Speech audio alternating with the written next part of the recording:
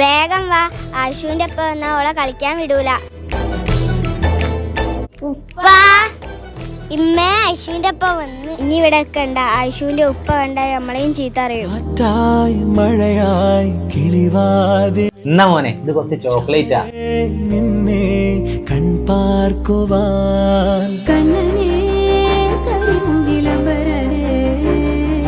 ആശോ, നമ്മളിപ്പച്ചിക്കെന്ത് നമ്മളെ സ്നേഹമില്ലാത്ത? നമ്മള് പെൺകുട്ടികളായിട്ടായിരിക്കും.